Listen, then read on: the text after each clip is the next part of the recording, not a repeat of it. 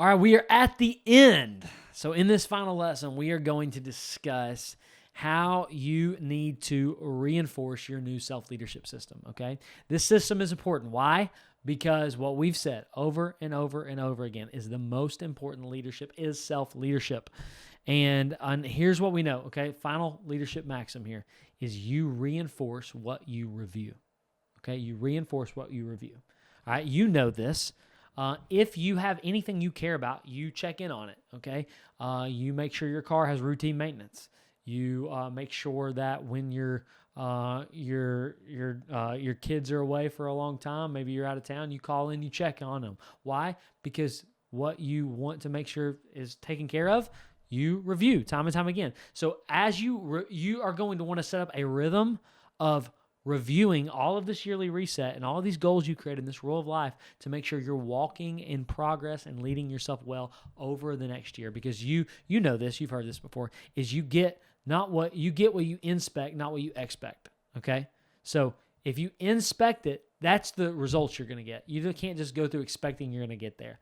So it's all great and good that you've spent your time going through this course, but if you do not do the next part, okay, and even though this is going to be the shortest lesson, this might be the most important lesson, because it's all great to have the plan, the system, but you got to make sure you're actually following it too.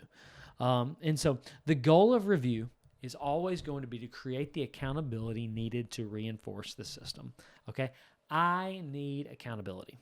Okay, I had this really funny thing that I created this rule of life habit where I wake up early in the morning. And so I used to wake up at 4:30 every day. I usually am up between 4:30 and 5:30 now. But you know what my accountability was for it?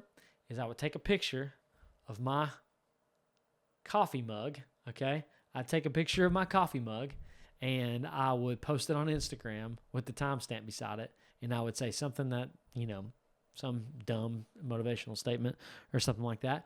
But for me, it was just a little bit of the accountability I needed to the people who are following me to get myself up in the morning. I praise the Lord that I can get up in the morning now without having to post a picture of a cup of coffee. But for a season, I couldn't. I needed that little built-in accountability. So I'm not saying that's a healthy thing to do. That might be a really screwed up thing of me that I had to do, but it worked. But my point is, you need accountability, all right? In every area of your life, you need accountability, but specifically when it comes to setting out what you've been called to do, okay? So if you really think God is calling you to build or to be healthy or to grow or whatever your thematic goal was, margin, then you need some sort of accountability built in to achieve that margin or that building or that health or whatever, okay? So there's 3 areas of accountability I want you to think about. 3 areas, start with this one, okay? Coaches for accountability, all right? I have a coach. I have a emotional health coach. I have an executive leadership coach. I have a kind of a tactician coach I go to, and I pay for his time. I also have I have elders in my life. I also have friends who hold me accountable. And last year I had a marriage and family counselor as well. And so these are all different types of coaches who were helping me do what I believe God had called me to do.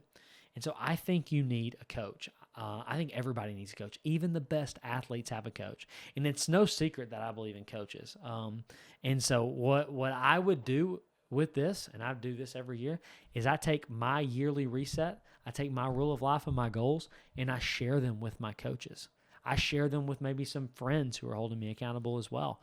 And that way I can be known by them, but they can also help me achieve those goals. Here's the thing. Sometimes in your own church context, especially if sometimes in your own church context, it's hard to find good coaches, which is one of the reasons why we exist at SSM, is we want to be an outside voice to help you. We want to come alongside of you and help give you the systems and strategies needed to achieve what God's put in your heart. It's not our goal to tell you how to do things and how to do exactly like we did it. You're leading in a different context, but we can help you. We can come alongside of you. And so whether we're your coach or whether you have a coach in your local context, you need a coach. Everybody does. So what I'm going to challenge you to do is share this document with somebody, with a group of people, and maybe meet a few times over the next year to talk through it. You're more than welcome to book a free coaching session or reach out to us on Slack.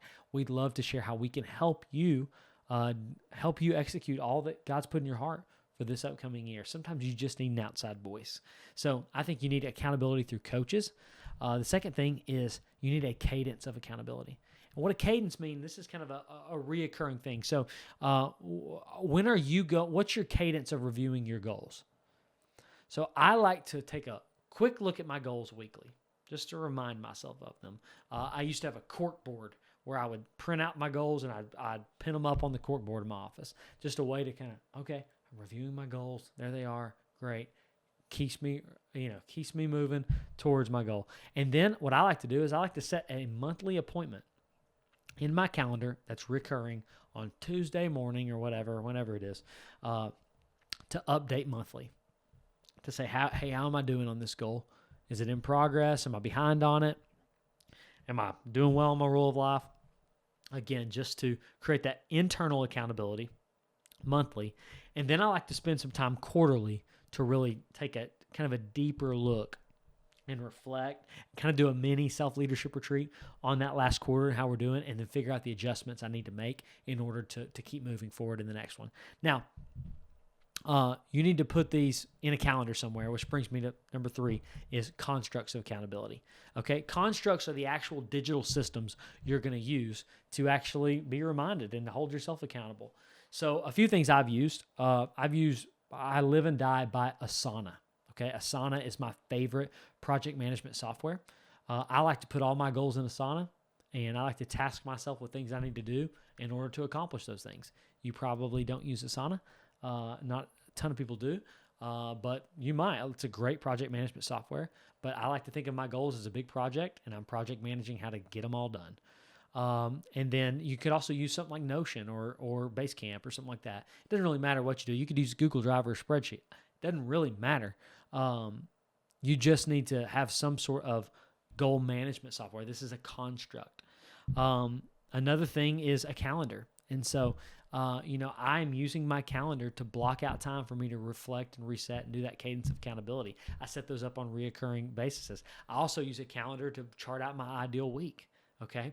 And so I'm using a Google Calendar as a spreadsheet, or in times I've also used an actual calendar category for me to build out my ideal week. So that way I can start putting things in certain slots and say, okay, I got a sermon to write here. Well, that goes on my Tuesday sermon prep or my Wednesday sermon prep morning there. And I use that as a construct of accountability. Another thing you might be interested in, I don't personally use it, but another way, a construct of accountability is a Full Focus Planner by Michael Hyatt. People love the Full Focus Planner. It's not my thing. I'm more of a digital guy, and I think it's a little too pricey, but a lot of people use that as their construct for accountability. Say, hey, here's my top 3 goals to achieve all my different things I've set out to do. Another construct is a habit tracker. I love this little app called Streaks. Okay. It's basically, you put in like, hey, I want to have a habit of drinking water. Okay. Every day. And so every day I drink a gallon of water, I click off the list and it shows me my streak, just like a Snapchat streak. Okay. So if you're a millennial Gen Zer and you like to have the streak running, okay, it's a great little app. It doesn't cost very much money, but it's super helpful. Okay. Bottom line is you got to have accountability. Why? Because you are going to reinforce by reviewing. And whether it's the coaches you invite in your life, whether it's the cadence of going back to these things and reminding yourself, or whether it is just having constructs and systems in your life to remind you to do these things, okay? It's important because you're going to need to reinforce these goals because it's going to feel all good in January. But remember, you don't rise to the level of your goal, you fall to your level of your systems. And these are the systems you need, okay? So don't stop by just writing it all out. Don't stop by just putting it all on paper. Use the systems. Use the different things. And I'll put some resources of some things I suggest below, but or in this course. But use the things that work for you. Because I'm a very different, my wife says, you're a special dragon. I'm a special dragon. I'm a different beast sometimes than others. Find what works for you and reinforce your goals. Remember, self-leadership. There's no more important leadership than self-leadership because you're not going to lead your home if you're not leading yourself. And you can't lead your home biblically, or you can't lead your church biblically if you're not first leading your home. So it all starts with self-leadership. leadership. Self-leadership is the most important leadership.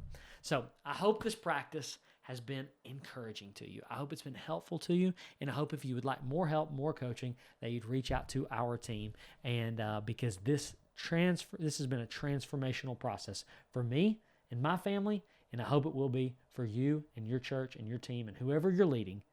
It doesn't matter who you're leading. Lead yourself first. Thanks, guys.